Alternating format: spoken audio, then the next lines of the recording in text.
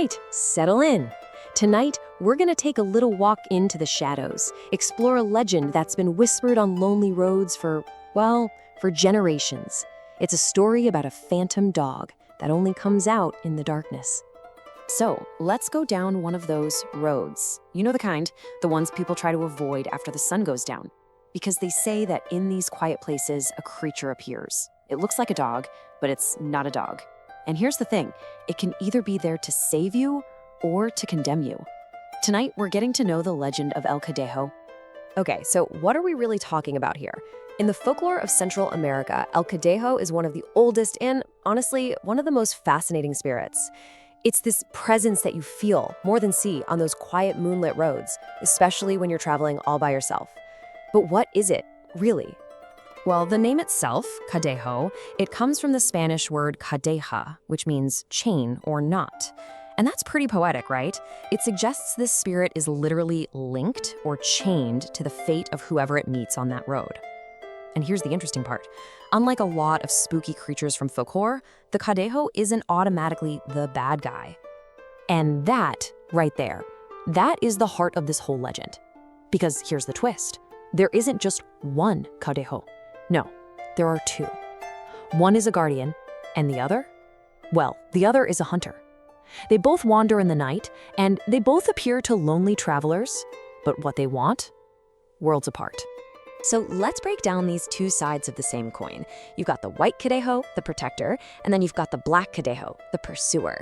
They're a perfect duality, really, like a balance of light and darkness you might meet on a lonely path. And you really couldn't get more difference. On one side, you've got the Cadejo Blanco, the white Cadejo. It's described as having this brilliant, almost glowing white fur, and when it's near you, just feel this sense of calm wash over you. But then there's the Cadejo Negro, the black one, and its signature, burning red eyes and a feeling of absolute terror. So, let's talk about the good guy first. The elders say the white Cadejo is a good spirit through and through. It shows up when people are at their most vulnerable, maybe walking home late, totally exhausted from work. It doesn't make a sound. No barking, no growling, it just walks silently, a few feet away, like it's watching over you. A lot of people believe it's a kind of guardian angel, or maybe even the spirit of someone they loved, still looking out for them. But where there's light, there's always a shadow. The black Cadejo is feared all over the region. People describe it as this big, shadowy thing with those piercing red eyes and a very distinct, heavy smell, like sulfur. And it doesn't just show up randomly. The stories say it hunts down people whose path is, let's say, clouded by bad habits, guilt, or just a lot of fear. And its attack, it's not physical, it's way worse. It's spiritual. It's said to drain your luck, just suck the energy right out of you, and can leave a person completely broken. Now, this isn't just some abstract ghost story. In villages and towns all through Central America, you can find people with personal stories passed down for generations. This is where it gets real. Let's listen to a few. So, picture this. You're walking home, dead tired, and you notice this big, beautiful white dog is just pacing alongside you. You don't feel scared, you actually feel safe, protected. You get to your front door, you turn around to maybe give it a pat or say thanks, and it's just gone. Vanished into thin air. That is your classic white Cadejo encounter. But then you have the other side. Imagine being on a rural road, late at night. You hear this heavy, raspy breathing right behind you. You whip around, and in the pitch black, all you can see are two motionless, burning red eyes just staring at you. The story goes that this young guy just ran.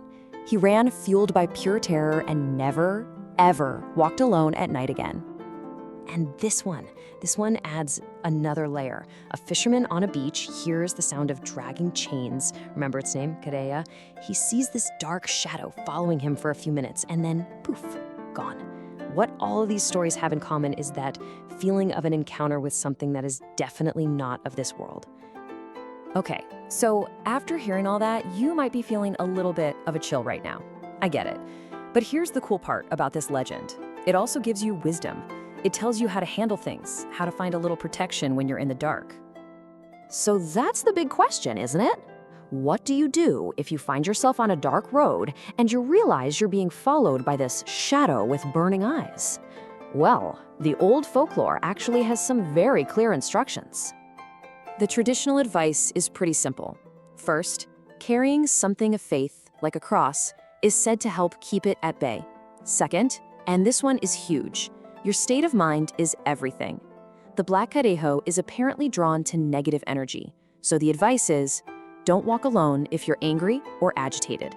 And third, if it does appear, you have to ignore it completely. Don't talk to it, don't acknowledge it, and whatever you do, don't look it in the eyes.